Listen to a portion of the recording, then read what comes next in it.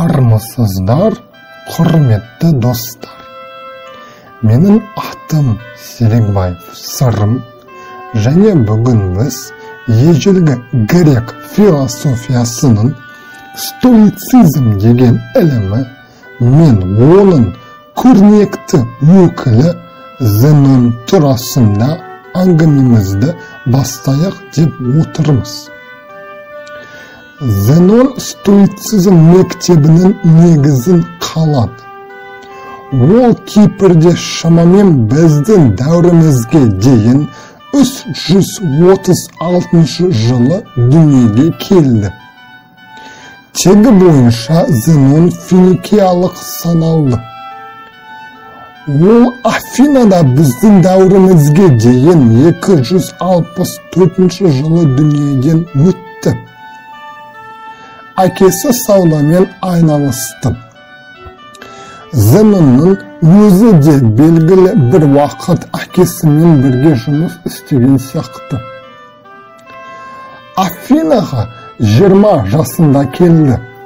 Зенон Платон мен Ксенофонттың Сократ туралы мәліметтерді қамтыған еңбектерін оқыды және осы ұлы философ жайындағы естеліктерден ерекше әсер алды. Оны Сократтың сот кезіндегі беріктігі, өлімге кесу үкімін естігендегі шексіз сабырлығы, байлыққа менсінбей қарауы айрықша таңдандырды. Зенонды циниктердің философиясы да қызықтырды. Ол Афинаның философиядан сабақ беретін көптеген данышпандарынан тәлім алды. Ақыр соңында 35 жасында философиялық мектебін құрды. Оның еңбектерінің аздаған үзінділері ғана сақталып бізге жетті.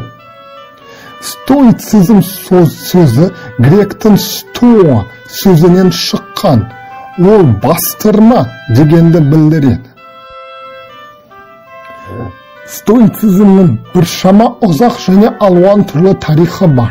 Кейінірек оны Рим философтары да тез қабылдады. Зенонның жеке өмірі туралы біз тым аз білеміз. Қолда бар мәліметтерге қарағанда ол өз-өзіне қол салған. Стоицизмнің Эпикур ілімінен айырмашылығы тарихта оның түрлі нұсқалары болды.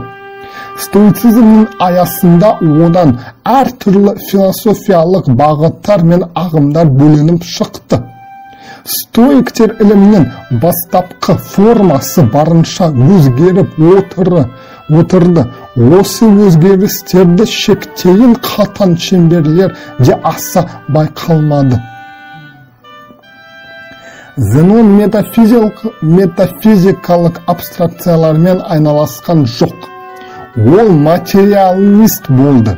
Және сезімдері арқылы алған дәлелді білімдерге ешқашан күмәнданбады. Нақты өмір, Құдай, ізгі қасиеттер, әділеттік, мұның бәрі қаттыды және материалды. Оның ілімнің бұрыстығына сендіруге бағытталған кез келген талпыныс лайықты жауабын алып отырды. Алайда философ үшін бұл жағы мүлде маңызды емес еді. Стоицизмнің физика туралы ілімі қазіргі уақытта аса маңызды емес. Бірақ стоиктердің физика туралы түсініктері антика дәуірі адамдарының қалай ойлағанын түсінуге мүмкіндік береді. Стоиктердің көзқарасына сәйкес, алғашқыда дүниеде тек бір элемент от қана болды. Басқаларының бәрі ауа, су, жер кейін пайда болды. Зенон ілімнің маңызды ұғымдарының бірі космологиялық детерминизм. Космологиялық детерминизм дүниеде болып жатқан бәрін болмыстың қатаң заңы анықтап отырады деп тұжырымдайды. Болғанның бәрі қайтадан болады. Оқиғалардың, құбылыстардың және үдерістердің бәрі цикл бойынша қозғалады және бұл цикл шексіз. Стоицизм философиясының мәні метафизикалық толғаныстар немесе танып теориясы еместі. Ол жеке адамдарға қалай жақсы өмір сүру туралы кеңес берді. Әрине, стоицизмнің метафизикасы мен логикасының алғашқы нұсқалары сақталмады. Олар елеулі өзгерістерге ұшырады.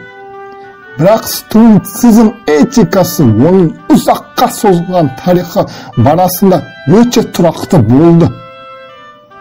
Стоицизмдегі ізгі қасиеттер. Эпикур философиясы секілді стоицизмде адам өмірі өзгермелі және баянсыз деп пайымдайды.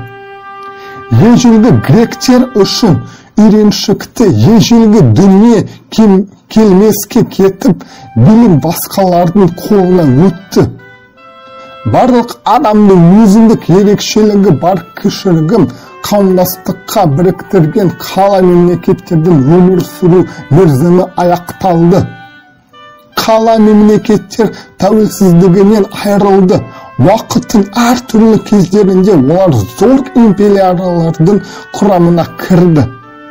Ескендір Зұлқарнайын батыста ұлы империя құрған алғашқы адам болды. Осы жағдайларда стоицизмнің ілімі адамға қандай да бір сыртқы ықпалға немқұрайды қараудың қажеттілігін көрсетуге бағытталды. Стоиктер дүниені бар затты түгел көретін және бәрін білетін әлдене басқарады деді. Болып жатқан істің бәрінде қалай болғанда да адамзатпен байланысты белгілі бір мақсат бар. Бәрін жетектеуші бастау Құдай. Дүниенің жаны да сол. Құдіреттің отын ұшқындары әрқайсымызда бар. Кез келген адам өмірі өз мәніне, өзінің пайда болуына себепкер табиғатқа қарсы келмегенде ғана жақсы болмақ. Бірақ әр адам өз табиғатына бағынуы тиіс. Ізгілік адам еркінің болмыстың табиғат орнатқан шеңберлеріне бағынуы. Бірақ ізгілік мағынасы уақыт өте өзгерген сөз. Ежелгі гректер осы сөзді адамның ізгі қасиеттерінің іс жүзінде көріну деген мағынада қолданды. Детерминизм және еркіндік. Міне, енді біз стоицизм философиясының негізгі идеясы бір уақытта детерминизмде адам еркіндігімен де байланысты екенін көреміз. Әр адамының өмірінде бар жалғыз құндылық, ізгілік қана. Денсаулық, байлық, бақытқа ұмтылу, мұның бәрі ізгілік болып саналмайды. Ізгі қасиеттер адамның еркінде. Адам кейде ауру, қоғамы қабылдамаған жан болуы мүмкін. Бірақ бұл сыртқы жағдайлардың бәрі оған сырттай ғана әсер ете алады.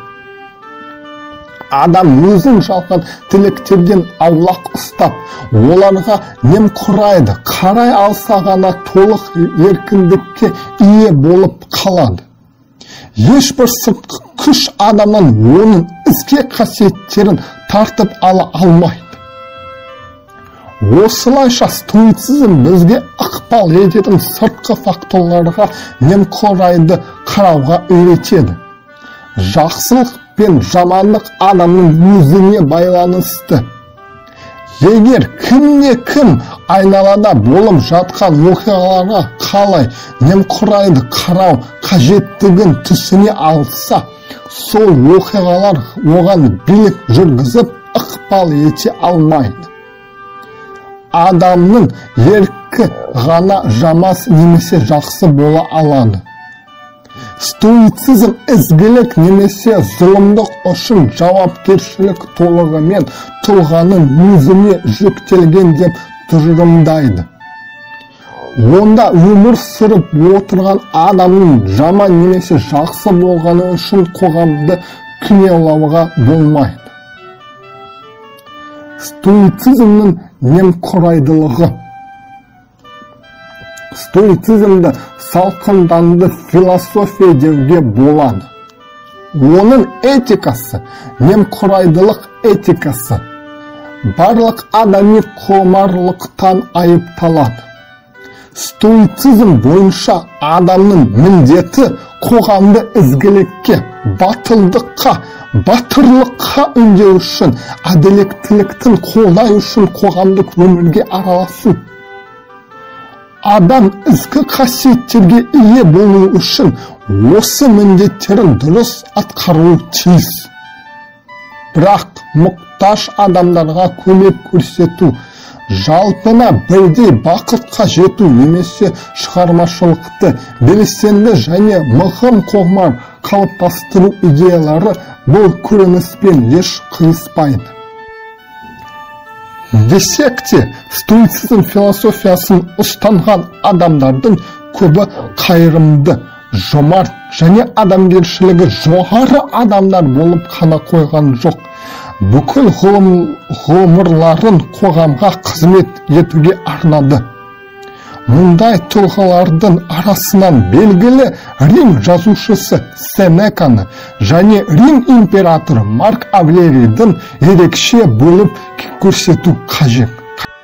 Стоицизм бізге дүниеде болып жатқан бары жапырақтың түсуі, екі пойыздың соқтығысу, Иракта соғыс бастау шешімі алдын ала шешілген нәрсе дейді.